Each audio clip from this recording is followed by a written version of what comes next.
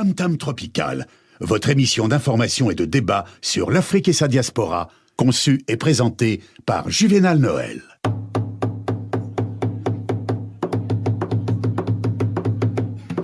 Plusieurs siècles avant la création du télégraphe, au cœur de la forêt équatoriale d'Afrique, les populations communiquaient déjà à distance, grâce au tam-tam. En un temps record, des messages étaient relayés dans plusieurs contrées. Tam Tam Tropical, l'Afrique chez vous, chaque mardi de 19h à 20h sur Radio Pluriel.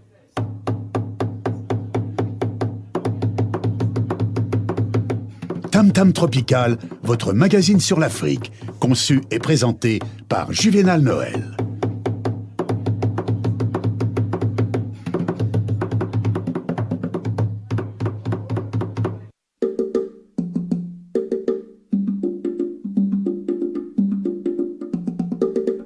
Nous allons sur le continent où des dons de sang des Camerounais continuent toujours d'être sollicités. De nombreux Camerounais donnent leur sang pour permettre aux hôpitaux de déposer de la quantité nécessaire pour soigner les blessés de l'accident ferroviaire survenu vendredi dernier au Cameroun. Près d'une centaine de personnes de sources officielles y ont laissé la vie. Nous reviendrons sur cette information et bien d'autres dans quelques instants. Non loin du Cameroun, on va au Tchad où l'austérité commence à gagner donc du terrain. Le président tchadien Idriss Déby Itno a supprimé les avantages financiers accordés à 12 anciens premiers ministres, une mesure qui entre dans le cadre de la politique d'austérité menée par son gouvernement. Et pour nous accompagner ce soir, une équipe de chefs d'entreprise et non des moindres, ils sont tous jeunes. Dans la capitale des Gaules, à ma gauche, il n'est pas chef d'entreprise, c'est un citoyen. Naturellement, il est d'origine africaine. Il s'appelle Monsieur Nkwa Badjek. Bonsoir. Bonsoir. Comment allez-vous? Très bien. Près du micro. Je vais très bien. Mais ça, c'est notre invitation. Vous êtes là ce soir aussi pour représenter cette jeunesse africaine qui est dans la diaspora. Vous nous donnerez votre avis sur cette situation que les Camerounais ont vécue le week-end dernier également. Vous nous direz ce que vous pensez de l'entrepreneuriat. À votre gauche, bien entendu, une jeune chef d'entreprise, elle est PDG. Elle est venue déjà une fois pour nous présenter une structure qu'elle a mise sur pied. Elle s'appelle Vanessa Ngola. Bonsoir. Oui, bonsoir. Comment allez-vous? Très bien, merci vous. Très bien, merci. Merci d'avoir accepté notre invitation avec vous. On essaiera de comprendre si l'entrepreneuriat est quelque chose de simple. On en voit de plus en plus des jeunes qui entreprennent. Cela semble facile, mais vous nous direz si c'est le cas pour vous. Avec plaisir. À votre gauche également, un chef d'entreprise. Oui, il s'appelle Abdon Kamanzi. Bonsoir Abdon. Bonsoir. Comment allez-vous? Très très bien, merci. Vous allez être très studieux et très concentré. Comme d'habitude. Très bien. Vous êtes accompagné de Rodrigue Iradokunda. Bonsoir Rodrigue. Bonsoir Noël. Tous les deux, vous nous annoncez donc un événement, un spectacle qui aura lieu lundi prochain, on va dire dans 6 jours. Du rire à gogo en France avec Hervé et Michael. Qu'y a-t-il de particulier avec ces deux-là au point de venir les annoncer? C'est vraiment de l'humour quand l'on vous annonce un soir d'Halloween. Et nous, on n'a pas besoin de masques pour se déguiser, mais que des visages dessinés derrière, du coup. On se reconnaîtra plus. Je veux comprendre. Halloween, est-ce que ça parle aux Africains? Ah oui, plus ou moins la diaspora africaine en Europe. Très bien. Avec vous donc, on va souhaiter la bienvenue à tous nos invités et aussi à ceux qui nous écoutent depuis leur domicile, qui nous font confiance. Pour cela donc, on vous propose cette brève ponctuation musicale.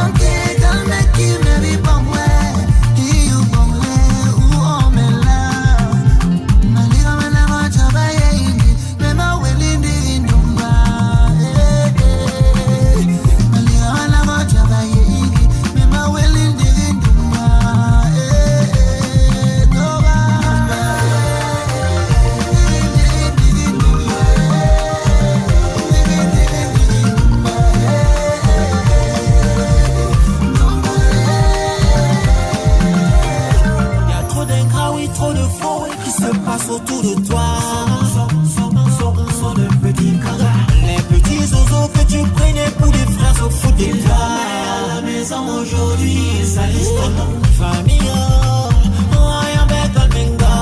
C'est-à-dire tu fais seulement donne-lui l'argent. Il dit c'est peu, et si tu donnes ta main, il prend le bras. Pourquoi tout est vraiment trop compliqué?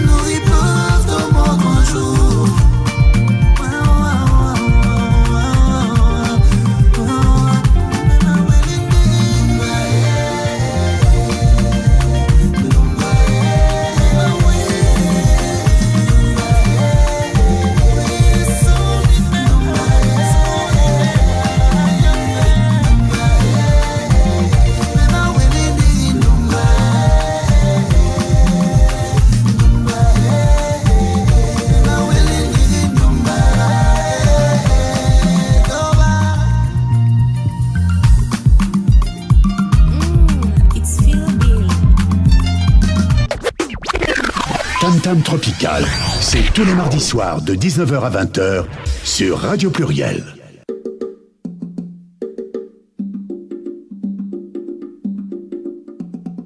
Mesdames, Messieurs, bonsoir. Nous sommes ensemble pour une cinquantaine de minutes d'informations et de débats sur l'Afrique et sa diaspora. Soyez les bienvenus. Je l'annonçais donc en titre. Le week-end dernier, le Cameroun a connu un grave accident de train et la presse, on va dire occidentale, a eu l'occasion de revoir un tout petit peu comment les choses se font au Cameroun. Le regard de nos confrères du monde n'a pas été très tendre envers donc, le président camerounais. Naturellement, donc, au Cameroun, le monde titrait donc au Cameroun, le président Biya a trouvé son bouc émissaire idéal, c'est Vincent Bolloré. Et donc, il s'appelle Yann Gouet. Pour lui, le symbole de l'impérialisme français en Afrique va devoir dédouaner le président de sa léthargie absolue. C'est ce que certains confrères ont titré. Donc, rappelons donc que le Cameroun est en deuil suite au déraillement. 3 jours plus tôt, un train, 4 jours on va plutôt dire, au départ de Yaoundé qui conduisait environ 1300 personnes à Douala. Les bilans officiels ont évoqué 50, puis 60, puis 70, désormais 79 morts et environ 600 blessés. Des sources non officielles évoquent un bilan beaucoup plus lourd, plusieurs centaines de morts. Ce qui est sûr, c'est que cette catastrophe ferroviaire, comme l'éventrement d'une femme enceinte de jumeaux, Monique Koumaté, il y a quelques mois devant un hôpital public, a ému tout le Cameroun et illustré une nouvelle fois l'impasse dans laquelle se trouve un peuple pris en otage par sa classe politique et par son président. C'est le regard de certains confrères résumé ainsi en quelques mots. Je me tourne vers nos invités que je vais de nouveau présenter. À ma gauche et face à moi, il s'appelle monsieur Fabrice Nkwabadjek. Bonsoir. Bonsoir, monsieur Fouda. Quel regard portez-vous sur ce que nos confrères considèrent comme étant la léthargie, effectivement, d'un système? Monsieur Fouda, avant de rentrer dans des débats, on va dire, houleux sur le milieu camerounais, Vous le trouvez houleux? je sais pas, mais toujours est-il qu'aujourd'hui, nous avons affaire à des familles qui sont endeuillées. C'est Nous vrai. avons tout un peuple camerounais qui est affecté par ce dramatique accident. L'heure est d'abord aux familles, au recueillement, de comprendre que c'est une catastrophe qui aurait pu être évitée ou pas, mais déjà soutenir toutes ces familles-là qui sont endeuillées et qui porteront le deuil pendant très longtemps. Nous saisissons l'occasion donc tout le comité de rédaction donc s'est joint à moi pour présenter nos sincères condoléances à toutes ces familles et à leurs proches qui encore sont dans la tristesse. Je laisse poursuivre. Donc effectivement, présenter des familles, des condoléances à toutes ces familles-là. Et puis dans un second temps, il faudra qu'on puisse comprendre ce qui s'est passé. Et puis pour que dans le futur, que cela ne puisse plus arriver. Alors j'ai cru comprendre qu'il y a eu une enquête qui a été lancée par le président de la République. J'ose croire et je mets beaucoup d'espoir dans cette enquête pour que toutes les lumières soient faites. Autant la responsabilité de l'État, mais également de l'entreprise de Camrail. Dites-nous, est-ce que c'est pas une occasion de plus, un prétexte de plus pour s'interroger sur la manière donc ce beau pays, on va l'appeler comme ça, l'Afrique centrale, est dirigé? Des sources concordantes affirment que les secousses sont arrivées très très en retard et qu'il y avait il y aurait la possibilité même de sauver plusieurs vies. Et cela nous rappelle un drame, comme nous disent les confrères en fait, qui a eu lieu en début d'année, où une dame qui était décédée, on a vu les images ont tourné sur la toile, effectivement, où, de manière, on va dire, très, très empirique, on a éventré cette femme-là pour sortir des jumeaux. Mais malheureusement, ces personnes qui éventraient la dame, la défunte, effectivement, n'ont pas pu sauver la vie des jumeaux. Est-ce que cela n'est pas, comme dit le confrère, en fait, une sorte de léthargie qui se poursuit dans ce pays-là, à votre avis? À mon avis, déjà, je ne sais pas si tous les auditeurs ou bien tout le monde a un peu la chronologie de ce qui s'est passé sur cet incident-là.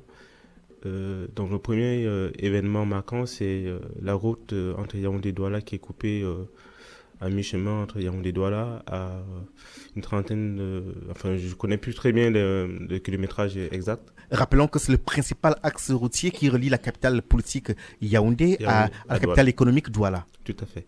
Donc c'est un incident, on va dire, majeur qui coupe vraiment le pays en deux et cette situation amène, enfin on va dire, paralyse vraiment le pays. Donc face à cette situation qui, à mon avis, aurait pu être évitée parce que l'effondrement de la route ne se fait pas du jour au lendemain. Donc on nous explique qu'il y a des bus qui se sont effondrés et coupant ainsi la route en deux. Ça, c'est compréhensible. Et puis, face à cet incident, tout le monde qui voulait rejoindre soit Yaoundé, soit Douala, s'est retourné vers le train. Et face à la gare routière, il y a eu une décision. Alors de qui? Ça, il faudrait que l'enquête puisse nous dire, parce que l'État renvoie la faute à Camrail, et Camrail Camrail, on va rappeler pour ceux qui ne connaissent pas que c'est l'entreprise effectivement qui s'occupe de l'axe ferroviaire en fait, la ligne ferroviaire au Cameroun. C'est une société du groupe Bolloré. 100%. 100%. Ok. Je pense. Et donc du coup, Camrail aussi de son côté, d'après des sources non officielles, dit qu'elle aurait reçu des pressions du gouvernement. Mais une fois de plus, l'idée n'est pas là. L'idée, c'est de pouvoir comprendre en tant que Camerounais, pour que toutes les personnes qui ont perdu un membre de leur famille puissent comprendre, puissent mettre des mots à ce qui s'est passé. Vous avez parlé tout à l'heure des secours qui sont arrivés un peu tard. Moi, j'ai suivi la télévision nationale. Je suis pas sur place, mais j'ai eu le médecin-chef de la localité du déraillement qui disait que le lieu de déraillement, c'est à quelques mètres, centaines de mètres de l'hôpital. Donc, ils sont sur un plateau, ils voyaient très bien le lieu de l'accident. Donc, je pense que, point de vue prise en charge, il y a eu du personnel médical sur place, mais seulement, il faut rappeler que la localité accidentée, enfin la localité sur laquelle a eu le déraillement, c'est une petite localité avec un personnel pas adapté à ce type de catastrophe, d'une part. Et aussi, l'hôpital s'est très vu dépassé par les événements. Les seuls secours qui pouvaient arriver avec une main-d'œuvre qualifiés, ce sont les sapeurs-pompiers qui sont arrivés un peu plus tard et les hôpitaux étaient aussi un peu plus loin. La question a été posée à M. Nkwamadje qui, forte de manière très habile, ne nous a pas répondu. J'essaie de me tourner vers notre deuxième invité qui est une chef d'entreprise. C'est vrai que c'est pas ce qui l'amène ce soir. Je vais quand même me permettre, puisqu'elle semble venir de cette zone-là. Dites-nous, Vanessa Ngola, on parle d'une réelle léthargie d'un système et on rappelle deux faits marquants au cours de la même année où, effectivement, sur le point de vue sanitaire, il n'y a pas la réaction même de ceux qui sont supposés apporter du secours. Quelle est votre opinion, quel est votre regard, en fait, sur cette question-là, Vanessa Ngola? J'essaierai d'être assez rapide. Allez-y. On ne dira pas que ce soit une léthargie. On n'est pas là, c'est pas l'heure du jugement. On va pas se renvoyer la patate chaude. Moi, je tiens déjà à féliciter les populations qui se sont regroupées massivement autour des blessés et des morts pour essayer pour les morts de les extirper de façon plus digne et pour les blessés d'essayer d'y apporter les premiers secours. Donc là, c'est déjà quelque chose à féliciter. Deuxièmement, on parlera peut-être aussi, oui, on va polémiquer sur ce qui aurait dû être fait, qui n'a jamais été fait. Vous savez, avec des si, on construit un monde meilleur. Donc, on saura jamais, il n'y aura jamais une façon adéquate ou idoine de gérer une crise. Il y aura toujours des personnes qui ne seront pas contentes de la façon dont on a géré une situation. Donc, l'heure n'est pas tirée sur les uns et les autres, c'est de secourir les blessés, d'essayer de soigner ce qui est à soigner et puis de tirer les conséquences de cette catastrophe. Sur la réactivité donc, de ces secours-là, qu'en dites-vous en une phrase? Après, on me laissera tranquille sur la question. Réactivité. Enfin, je suis pas sur place et puis on n'a pas réellement les retours exacts de à quelle heure est-ce qu'ont été passés les premiers appels, qui c'est qui a été dépêché sur place. Donc, je ne saurais pas vous dire, on ne peut pas quantifier cette réactivité. Toujours est-il que à partir du moment où les autorités ont été au courant de la catastrophe, elles ont fait ce qui était en leur pouvoir. Elles sont arrivées sur place. Vous savez bien que la zone de Manaï qui est accidentée, elle est pas très bien desservie non plus. Donc, il y a un trop plein de choses qu'il va falloir élaguer. Moi, je pense que c'est le plus simple à faire. Ce qui nous amène ce soir, Vanessa Ngola, vous êtes jeune chef d'entreprise, PDG de VSI, Visa Service International. Il y a quelques semaines en arrière, vous avez annoncé donc le lancement de cette structure. Et nous choisissons les profils comme le vôtre afin de donner l'envie de motiver ceux et celles qui aimeraient entreprendre parce que les statistiques le disent, une entreprise sur deux, avant d'avoir atteint le 12e mois en France, se casse le nez. Votre service aujourd'hui concerne les services consulaires, un univers qui, somme toute, est opaque quand même. Oui. Vous y arrivez ces jours, après 3-4 semaines? Oui. Rappelez-nous concrètement en quoi consiste en fait votre prestation de service. Alors, Visa Service International, c'est un intermédiaire auprès donc c'est une assistance en fait dans les démarches consulaires, donc auprès des chefs d'entreprise, des institutionnels et aussi des particuliers. C'est-à-dire que on reçoit dans notre bureau au 1 rue Rava, 6 à l'espace Confluence dans le 2e, dont des personnes qui sont en recherche d'un visa pour tel ou tel pays. Et puis on amène leur passeport vers les consulats et ambassades. Quand le visa est donné ou accordé, nous, on reprend ces passeports pour les remettre à notre clientèle. À côté de cela, on propose à l'heure actuelle aussi des billets d'avion, le paiement de billets d'avion de façon échelonnée. Ce qui est intéressant pour des familles nombreuses ou alors ces chefs d'entreprise qui sont pris par leur budget. Donc, on leur propose de payer de façon échelonnée leur billet d'avion pour leur déplacement hors de la France. De manière triviale, on a eu à entendre parfois certains Africains, je prends un cas comme cela, des jeunes Gabonais qui disent « Oh, moi les Gabonais, plus loin je me tiens d'eux, mieux je me sens ». On entendra ce même discours chez les Rwandais, ce même discours chez les Ivoiriens. Aujourd'hui, vous êtes d'origine africaine et vous proposez un service, pas seulement aux Africains. J'ai envie de dire, est-ce que... Monsieur Juvenal, je suis d'origine camerounaise. L'Afrique n'est pas un pays. Oui. En fait, je suis de ceux qui pensent qu'avant le partage du gâteau à la fameuse conférence de Berlin, oui, le Cameroun, le Gabon et tous les autres, effectivement, n'étaient qu'une imagination de ces colons qui sont arrivés pour se trouver une terre. Et puis, le temps est venu, comme on fait avec son temps aujourd'hui. Moi, je souhaite que l'Afrique soit ma patrie. Je le souhaite. De manière à de faire sauter ces barrières, effectivement, pour qu'il y ait une libre circulation pas seulement les hommes, mais aussi qu'on puisse sur le plan économique échanger sans barrière aucune, qu'on puisse sur le plan politique et autres, socio-culturel, parce qu'on retrouve des manières, ne serait-ce que sur le point de vue dans la zone, l'Afrique subsaharienne, on retrouve les populations qui sont parties de très loin. J'ai envie de dire, c'est pas péjoratif de le dire comme cela. Vous êtes d'origine africaine, c'est pas méchant. C'est votre point de vue. Oui, c'est pour ça que je dis bien que je me revendique africain. Et parce qu'effectivement, avant la fameuse conférence de Berlin, où certains se sont partagés le gâteau en choisissant les zones les plus, on va dire, les plus alléchantes, les plus riches, l'Afrique était encore des vastes territoires, des vastes empires. Je voulais dire, vous êtes d'origine camerounaise. Est-ce que vous parvenez, par exemple, dans votre cas, à travailler librement avec les Camerounais? Ou plutôt, est-ce qu'ils acceptent vos services sans avoir cette barrière-là? Alors, mon business n'est pas du tout un business racial. Donc, je travaille avec toutes les personnes qui ont besoin de mes services, qui se trouvent dans l'incapacité de le faire elles-mêmes, que vous soyez du nord, du sud, que vous soyez rouge, jaune, violet, j'en sais rien. Je travaille avec ces personnes qui ont besoin de moi. Il n'est pas du tout orienté géographique ou couleur de peau ou quoi que ce soit. Donc, j'aimerais bien lever ce bémol ce soir. Le bémol est levé. Merci. Mais au niveau on va dire, de vos contacts, est-ce que le travail se fait de manière sereine? Alors, il est vrai, j'aimerais bien le souligner ici et surtout dire merci à cette communauté-là. Un business, c'est 3 cercles. Hein. Donc, le premier cercle, c'est la famille, c'est justement cette origine camerounaise. C'est ce premier cercle qui me soutient et que je remercie aujourd'hui. Donc, c'est l'Afrique entière qui me soutient. Donc, j'ai eu à faire certaines sorties auprès des associations et j'en passe. J'aimerais dire merci à ces personnes-là qui m'accordent déjà leur confiance et dont il se trouve que oui, elles sont d'origine africaine, donc oui, mon business commence à rentrer un petit peu. Il n'y a pas de réticence parce que vous êtes... Si, il y en a toujours, mais ces réticences se lèveront avec le temps, je pense, parce que on a toujours un petit peu peur de, ok, c'est un nouveau service, on ne sait pas si on va lui faire confiance, tout ça. C'est à moi de faire mes preuves avec le temps, de dire si je travaille de façon professionnelle, c'est quelque chose de sérieux. J'ai pas créé une entreprise pour 2-3 mois, c'est pour toute une vie. Donc c'est un business qui va se renouveler au fur et à mesure au fil de l'eau, je veux dire. Donc, ils me feront confiance, ils sont obligés.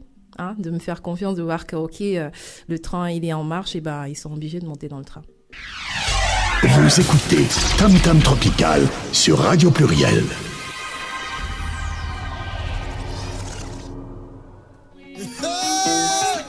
Magic System, c'est comme un bon vin.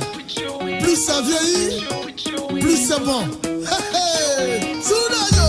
J'ai pas mes papiers.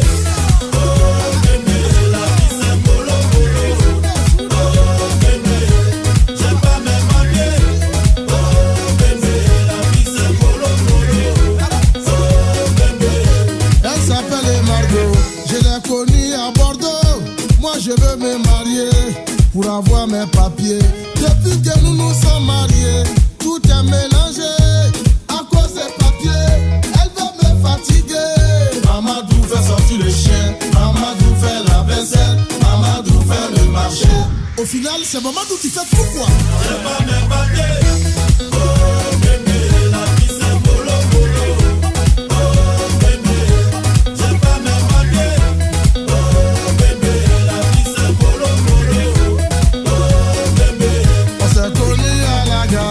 C'est elle qui m'a dragué. Moi j'étais en galère, moi je voulais mes papiers. On s'est vite mariés, mais après le mariage, y'avait tous les dangers et j'ai subi la réalité. Mamadou fait sortir le chien, Mamadou fait la vaisselle, Mamadou fait le marché. Ah là là, l'affaire est compliquée, hein? J'ai pas mes papiers.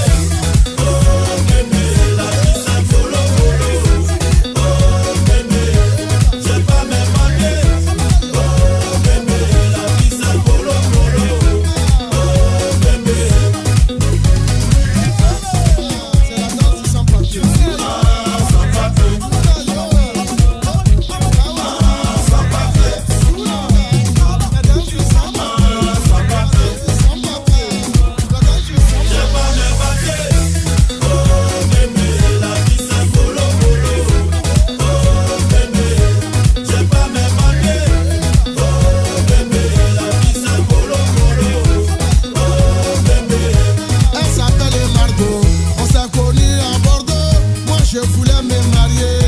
Pour avoir mes papiers. Et malgré tous les préjugés, l'amour s'est installé. Après toutes ces années, on a eu un beau bébé. Amadou fait sortir le chien, Amadou fait la vaisselle, Amadou fait le marché. Abidjan est mieux que. J'ai pas mes papiers. Oh bébé, la vie c'est mollo mollo. Oh bébé, j'ai pas mes papiers. Oh bébé, la vie c'est mollo mollo. Oh bébé, j'ai pas mes papiers. Oh bébé, la vie c'est mollo mollo. Oh bébé, j'ai pas mes papiers.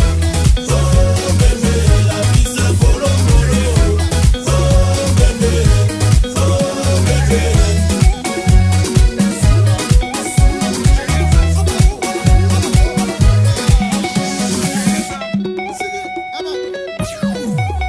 On va danser le sans-papier, non?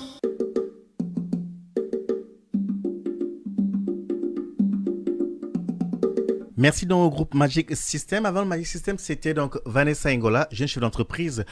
Elle nous présentait dans son service Visa Service International, qui est une prestation de service, on va dire, consulaire. Je ne suis pas toujours sûr de bien présenter chaque service. C'est pour ça que je regarde toujours la concernée. Il est question donc de faire l'intermédiaire entre les personnes qui veulent obtenir des visas pour aller dans d'autres pays autres que la France où il faut un visa, ou alors également obtenir des billets d'avion. La valeur ajoutée de votre service, Vanessa Ngola, c'est laquelle? Alors, je l'ai dit au départ, on permet aux personnes qui n'ont pas la possibilité de payer, de régler cash leur billet d'avion, parlons de cette façon-là. Les pauvres, vous voulez dire? Pas du tout. Les démunis? C'est pas une question de Ou les familles nombreuses? Ça peut arriver aussi qu'il y ait des familles nombreuses, mais même un chef d'entreprise qui a des rentrées d'argent à 3 mois ou à 2 mois plus, donc qui a besoin de partir à leur âge, et ben on lui permet cette facilité de paiement-là en 4 fois, par exemple. Donc, il souscrit à une sorte de crédit, donc un taux à 0,08%. Vous êtes également un organisme de crédit financement, c'est ça? Non, pas du tout. Des crédits. On a des partenaires qui nous proposent cette facilité de paiement. D'accord. Ça veut dire qu'à ce jour, il y a pu nouer quand même des bons partenariats. Pour le moment, ils ne nous déçoivent pas. Pourquoi venir chez vous et non chez ceux qui ont déjà pignon sur vous, par exemple? Pourquoi pas venir chez nous, monsieur Juvenal? Bonne question. En tout cas, on vous souhaite bon vent. Vous restez avec nous, ne partez pas. Oui, bien sûr. Donc, à votre gauche, ils sont là depuis un moment. Ils sont très studieux. Il s'agit de Rodrigue et Abdon. Ils sont venus nous annoncer un spectacle. Abdon. Noël. On parle du rire. Bien sûr. Et ce qui est curieux, c'est que ceux qui vont nous faire rire, ils ne vivent pas ici, ils viennent d'Afrique. Oui. C'est faux curieux quand même. C'est curieux de constater que ces humoristes ne sont pas en Occident, ils vivent sur le continent et ils vont vous faire rire ceux qui vivent ici. Alors, Rodrigue semble souffler des réponses, mais j'ai envie de dire, parce qu'entre nous ici, il n'y a personne capable de nous faire rire au point où qu'il faille faire venir des gars d'Afrique. Bien. Donc, ils s'appellent Hervé et Michael. Le spectacle aura donc lieu lundi prochain. Ouais, le Ce 31 sera octobre. Au 85 rue du Dauphiné. C'est dans le 3e arrondissement de Lyon. Pourquoi faire rire alors que c'est Halloween? Bah, au fait, pour revenir d'abord aux gens qui viennent faire rire les Lyonnais, qui viennent d'ailleurs. Et à mon avis, c'est le plus intéressant parce que les gens qui viennent de Kigali et qui viennent exprès pour nous faire rire. Kigali, pour ceux qui connaissent pas la géographie, c'est la capitale du Rwanda. C'est la capitale du Rwanda. Pays aux 1000 collines. Ouais, c'est 2 humoristes qu'on connaît depuis longtemps. Oui. Qui sont très connus au Rwanda, qui sont vraiment marrants, qui sont drôles. De voir, je vois l'affiche, je commence à rigoler tout de suite. dans le fou rire. Mais c'est ça que je veux comprendre. En fait, allez regarder, moi je vois rien de très drôle, mais vous il y a quelque chose que vous semblez, voilà. C'est pas de l'ordre c'est pas objectif, je comprends pas. Et c'est des gars qui viennent du pays quand même, comme on dit, comme vous parlez de manière terre à terre. Bah, en fait, c'est vrai que tout d'abord, c'est les gens qu'on connaît bien parce qu'on a déjà assisté dans leur performance. Moi, en 2012, en 2013, j'étais dans 2 de leurs performances. C'est des gens vraiment qui font tout pour faire rire les gens. Et n'oublie pas, Noël, le rire est universel. Donc, tu comprends pourquoi. Bon, le rire est universel. Pourquoi eux et non d'autres? Qu'est-ce qu'ils ont de spécial? Moi, je voulais comprendre ce soir, c'est qu'ils ont de spécial pour venir faire rire les gens qui rient en Occident. Les jours qu'on fait Halloween, c'est Halloween, on fait peur aux gens. Ce sont les tout petits qui font peur. Et là, c'est deux gros monsieur qui vont faire rire ceux qui vivent en... Bah oui, quand même. Et apparemment, ils sont dans une tournée européenne. Oui, exact. Oui, c'est de superstars, on va dire, qui font le tour de... Bon, ils ont été en Belgique, et là, ils ont fait Paris, Rennes, Toulouse, Lille, et voilà, ils finiront par Lyon, justement. Et du coup, c'est... Voilà, tu dis, tu les vois, mais c'est le sens d'humour, on dirait leur façon de faire tu vois les spectacles de gens qui racontent des choses, pas nécessairement qui se déguisent en mannequin bizarre, mais voilà, des gens comme nous, mais qui racontent vraiment des choses drôles et surtout qui parlent un peu de la routine, de ce qu'on vit chaque jour, et ils essaient d'en tirer le plus drôle de ce que l'on vit chaque jour, et c'est surtout qui est plus marrant.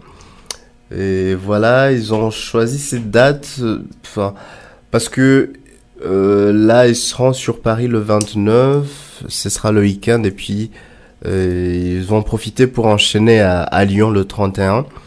Et pour nous, l'Halloween, on va pas trop s'intégrer à l'Halloween comme font au sens terme de l'Halloween, mais c'est juste, il y a plein de choses qui se passent à l'Halloween. Mais nous, on veut le faire de Halloween, notre on fait manière. peur. Halloween, généralement, on voit les gens se déguiser. Les gens, même les tout petits, hein, qui font peur les uns aux autres. Ouais. Pourquoi on va choisir de les faire venir à cette période bien précise? En fait, je pense que même le but de la fête d'Halloween, c'est que les gens s'amusent. Bah oui. Même s'ils se font peur, mais l'idée derrière, c'est que les gens s'amusent, qu'ils profitent de la journée.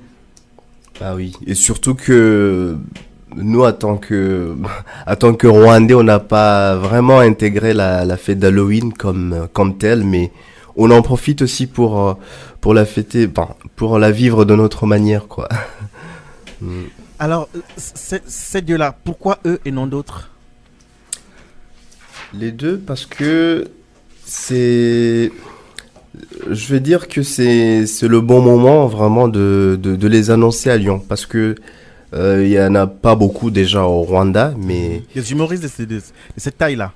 ouais, et c'est des gens vraiment qui ont bâti leur record jusque-là dans le monde comique, quoi. Ouais. C'est pour ça on veut vraiment offrir cette chose aux Lyonnais, qu'on a déjà offert plein de choses, mais qu'on compte aussi continuer à les offrir quelque chose de meilleur, quoi. Alors, je rappelle à celles qui nous écoutent que Abdon et Rodrigue, vous êtes les auteurs de Mila Ikieza. Oui.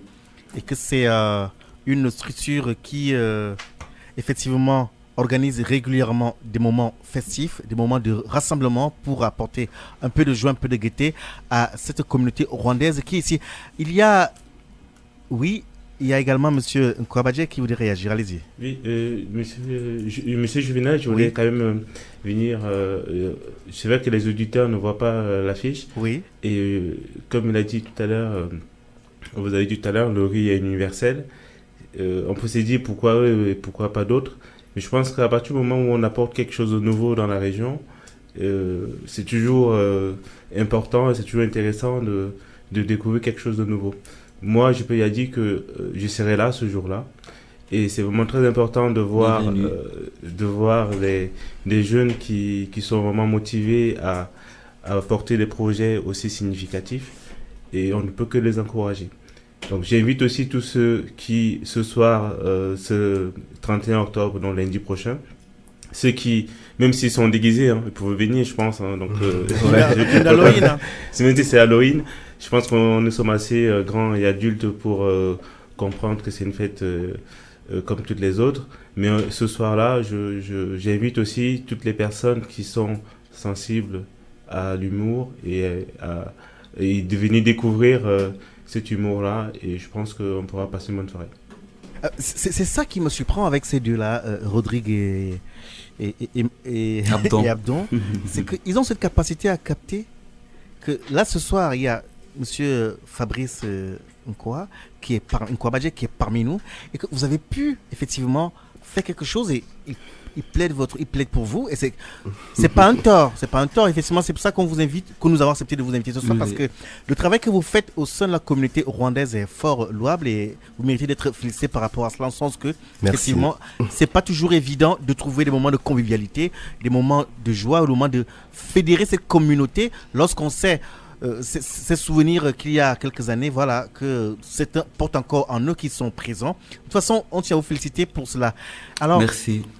Outre le moment de ce moment comique, qu'y aura-t-il de plus dans cette soirée-là? Noël, comme ça manque jamais, il y aura un buffet rwandais. Ça sera gratuit au moins cette fois-ci? Non. Mais moi, je suis venu à un buffet. Là, pas pour vous casser, mais je vais vous dire. Moi, quand je promets, je viens. J'étais à la dernière soirée. Oui. C'était très intéressant. Il y a eu beaucoup de chaleur. Alors, une chose. Y aura-t-il encore le décalage horaire africain ou cette fois-ci ou pas du tout? Non, pas cette fois-ci, parce que là, comme tu vois, le programme est bien établi. L'autre jour, c'était une soirée, on l'avait appelé un soir à Kigali. Un soir à Kigali. Voilà. J'ai compris qu'à Kigali, les montres n'existent pas. C'est pas méchant. Bien continuer.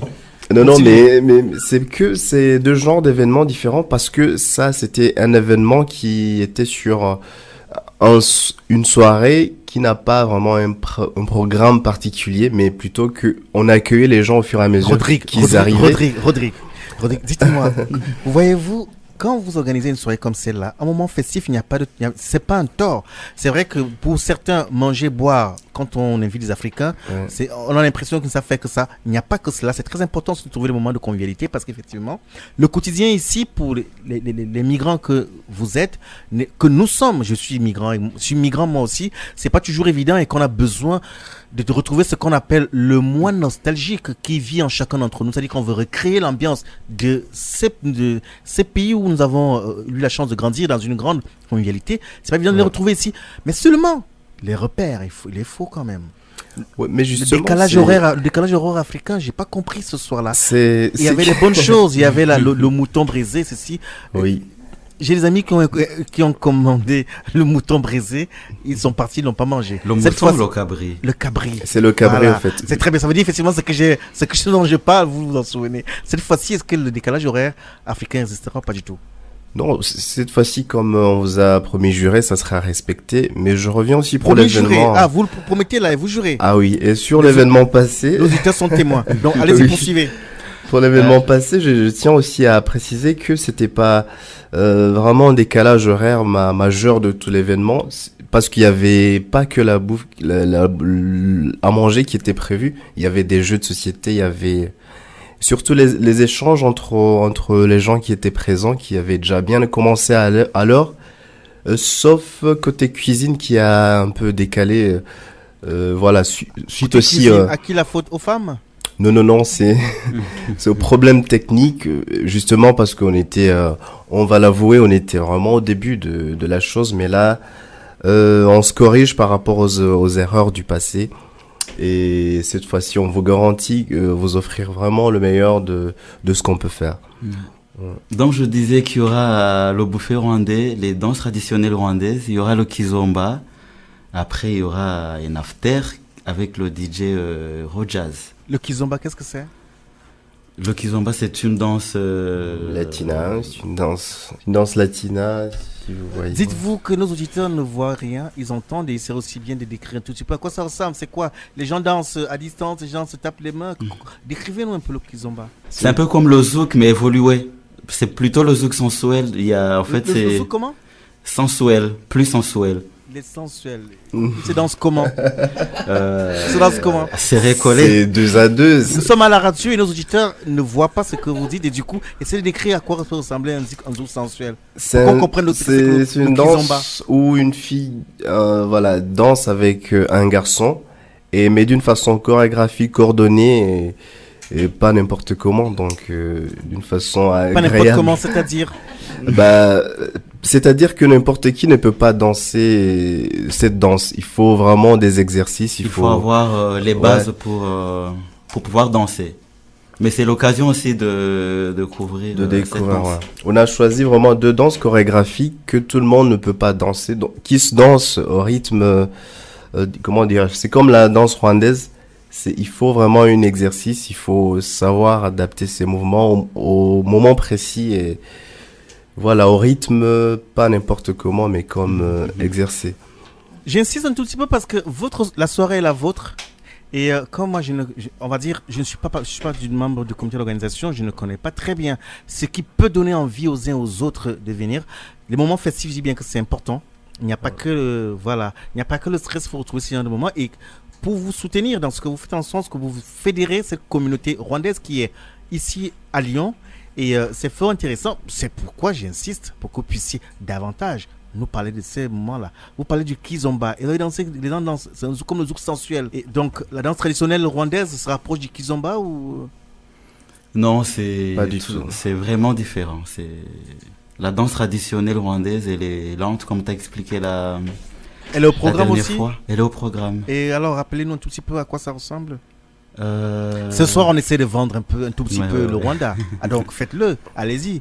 Rodrigue. La danse traditionnelle, c'est pas du 2 à 2 comme du kizomba, mais j'ai bien précisé que les deux ont une similarité sur la chorégraphie. C'est des danses qui ont un début, une fin, des mouvements identiques de chaque participant. C'est quoi la particularité dans la danse rwandaise? Rwandaise, à l'origine, on a des filles et des garçons qui dansent, qui peuvent bouger plus ou moins vite selon le rythme de la chanson. Et l'idéal, c'est que nos filles imitent bougent en imitant les cornes des vaches, les longues cornes des vaches qu'on avait au Rwanda, la race encolée des vaches qui avait vraiment de longues cornes. Et du coup, les filles dansent en imitant les mouvements de ces vaches. Et les garçons dansent aussi en imitant les guerriers de l'autre jour. Ils dansent avec des fausses lances, avec des comment dirais-je, des perruques comme des guerriers qui voilà. En même temps, ça symbolise toute une histoire, toute une identité d'un peuple, mais à travers justement la danse.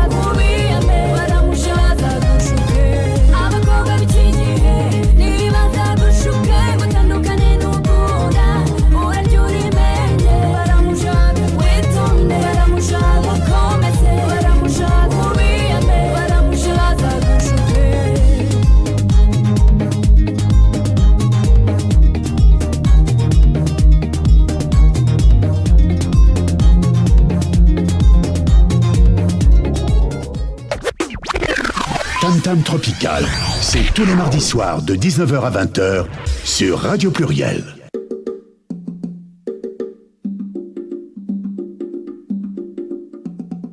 Donc, on vous l'annoncer, donc, ils seront là lundi prochain. Ils s'appellent Hervé et Michael, deux célèbres humoristes rwandais. On va essayer de joindre donc Michael pour nous dire pourquoi ils viennent à Lyon et qu'est-ce qu'ils proposent au public rwandais. Alors, Michael, qu'est-ce que le public de Lyon peut attendre donc de vous lundi prochain? Michael? Oui. Alors, le public de Lyon, qu'est-ce qu'il pourra donc recevoir de vous? Pourquoi venir à votre spectacle? Que réservez-vous à ce public lundi prochain? Ah, ce qu'on peut leur promettre à Lyon, c'est qu'on va s'enjailler. Ce sera un spectacle de comédie avec deux comédiens du Burundi et du Rwanda. Et voilà quoi, on a fait plusieurs villes et on serait très content de les enjailler à eux aussi à Lyon. Parce qu'avec le froid qu'il y a quand même, on a tous besoin d'un peu d'amour, de rire et de chaleur. Alors, pour rire, essayez de nous faire rire ce soir. Là, tous les Lyonnais vous écoutent, tous les Français vous écoutent ce soir parce que c'est un prime time. Faites-nous rire un peu. Essayez de nous faire rire, Michael. On vous a bien vendu maintenant, dites-nous qu'on... Faites-moi rire, moi je voudrais rire un peu. Allez-y, en deux phrases. Tu voudrais rire un peu? Un peu, pas beaucoup. Allez, go. Ben, il faut payer comme tout le monde. Ah oui, c'est 10 €, qu'est-ce que tu crois? Ah là, il est très fort. Comment le gars, il veut gratter vite fait. Ça va pas, même pour téléphone, Très bien. On l'aura compris. On l'aura compris, Michael et Hervé seront donc là. Merci, Michael. C'est un plaisir. Oui. C'est un plaisir, mon frère. Hein. On se voit au jour du spectacle. Il faut que tu viennes. Je serai présent. Merci. Ok. À plus. À plus. Donc voilà, c'est Michael. Donc il est comme ils sont en tournée, il est en Belgique à ce moment et il nous promet donc d'être là lundi prochain. Pour ceux qui les connaissent, vous avez pu reconnaître donc la voix de Michael. Je me tourne vers nos invités. Rodrigue. Oui, Noël. C'est bien Michael là. C'est bien Michael Sengazi. Il est clair donc il faut payer. Ça coûtera combien à nos amis qui viendront? C'est l'entrée juste 10 €. On n'a pas voulu... C'est peu ou c'est beaucoup, 10 €? C'est trop peu, vraiment. C'est très raisonnable. Vu le prix de la chose, c'est peu. C'est pas beaucoup du tout. C'est pas beaucoup du coup? Oui. Pourquoi venir chez vous lundi et non à un barbecue que les copains me proposent? Parce qu'il y aura le rire. Il y aura le fou rire, mais aussi, on a découvert cette chose de... que les gens ont soif de découvrir l'originalité... autre chose que l'habituel, autre chose que la routine.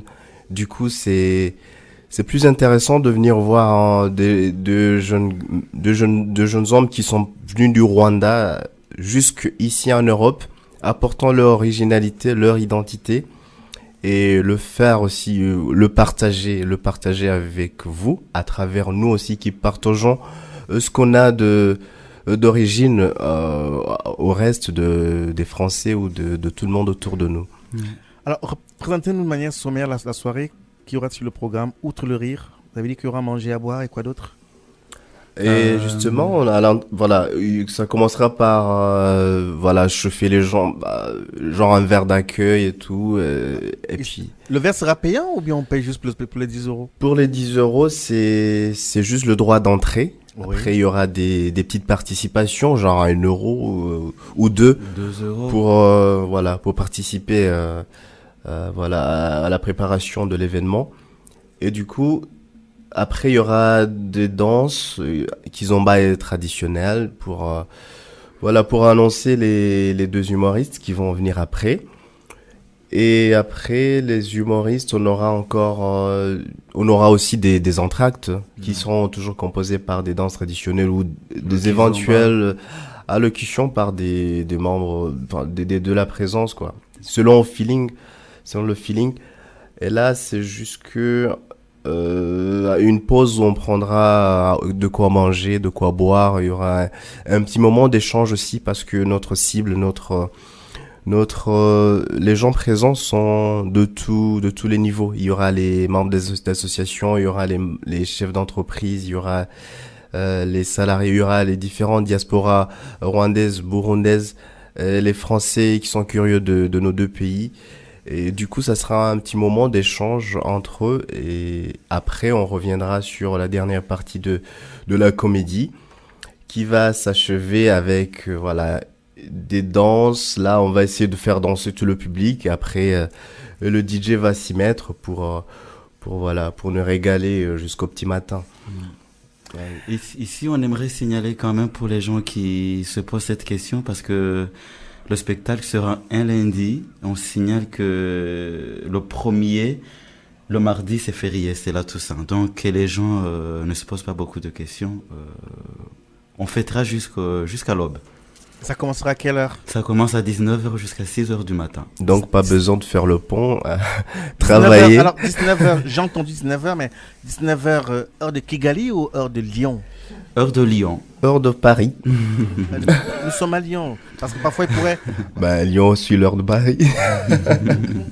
En plus, c'est l'heure de Kigali aussi, parce qu'on a les mêmes fuseaux horaires pour le moment. Ouais.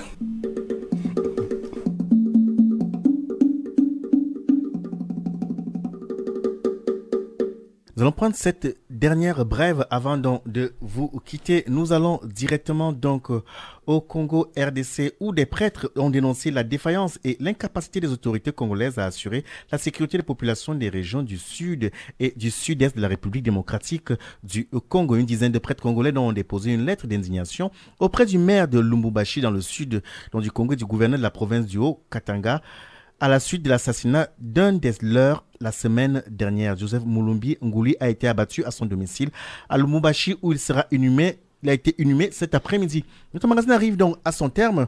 Nous remercions tous nos invités d'avoir été présents, d'avoir joué le jeu. Merci donc à Vanessa Ngola. Vanessa, on vous trouve donc où? L'adresse? Toujours à l'espace Confluence, au 1 rue Rava, dans le 2e à Lyon. Merci donc également à Abdon et Rodrigue qui ont bien vendu leur soirée. On espère vous retrouver très prochainement. On sera présent et on dira à nos auditeurs si cela en vaut la peine. Merci beaucoup. Merci Noël, merci de nous avoir invités. Merci au 31. Au plaisir. Ouais. Siècle avant la création du télégraphe, au cœur de la forêt équatoriale d'Afrique, les populations communiquaient déjà à distance, grâce au tam-tam. En un temps record, des messages étaient relayés dans plusieurs